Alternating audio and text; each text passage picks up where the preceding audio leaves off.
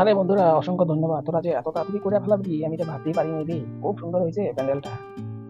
আরে রাজু ভাই, আমরা আছি, তুমি চিন্তা করো কেন লেখা দেখছো না? আমরা কইছি না তো চিন্তা করতে লাগবো না, করে ফেলামো। আচ্ছা ঝাপড়ি, প্রসাদের কি ব্যবস্থা করা হয়েছে? তোরা তো দায়িত্ব তো হয়েছিল প্রসাদের। আরে তুমি চিন্তা করো না, সকালবেলা তো ফল প্রসাদ হইব। দুপুরবেলা খিচুড়ি আর লাবড়া, বুঝলা? তো সন্ধ্যার সময় তোমার বরিন্ডা আর ভুজিয়ার প্যাকেট করা হয়েছে। যারা পূজা দেখতে আইব সব রে দিমু আমরা। রাজে ভাই করে না, এবার আমরা ফাটাফাটি আমাকে ক্লাবের পূজাটা এবার মনে হয় আমরা ফার্স্ট প্রাইজ পাবো গো। এটাই তো আমরা ঘর।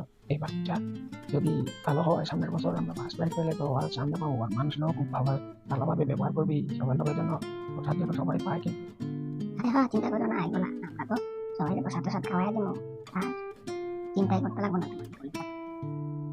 তবে ঠিক রে বিকেল, তুই যে তাড়াতাড়ি ব্রাহ্মণের ব্যবস্থা করলি, কেন ব্রাহ্মণটাও ভালো পাই গেছে, সুন্দরভাবে জয় করলি, ওরা পূজা করতেছে। কিন্তু একবারে আমি ব্রাহ্মণকে কই আইছি, বামুন দাদা তুমি যদি ভালো করে পূজা না করে আমার ক্লাবে, তাহলে কিন্তু আমাকে কিন্তু চান্দা কিন্তু কমাই দিব তোমারে। তোমারে 500 টাকা দিব। আর যজ্ঞ করা যদি 1001 টাকা দিব। তুমি চিন্তা করে দেখো কি করবা। কোন আমরা করলো না, আমি যজ্ঞ করবি, তখন সে তো চিন্তা নাই, তুমি 1000 টাকা পাই।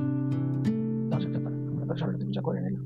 ভিডিওটা কিরকম লাগলো আপনাদের? যদি ভালো লাগে লাইক এবং সাবস্ক্রাইব আপনারা আমাদের সঙ্গে থাকার জন্য। বন্ধুরা, সরস্বতী পুজোর একটা বিচিত্র অনুষ্ঠান করলে কি হয়? ও ভাই, ভালো হইব, অনুষ্ঠানটা লাগানো যায় কিন্তু। হ্যাঁ রাজে ভাই, পয়সা তো বাচ্চা গেছে, বিচিত্র অনুষ্ঠান লাগালো ভালো হইব। আর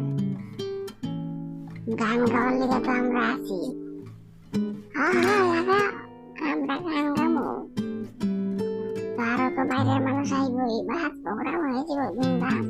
টাকা তো তাহলে সরস্বতী পুজোটা ভালো ভালো কাটুক, তারপর আমি বিচিত্র অনুষ্ঠান লাগাই দেবো।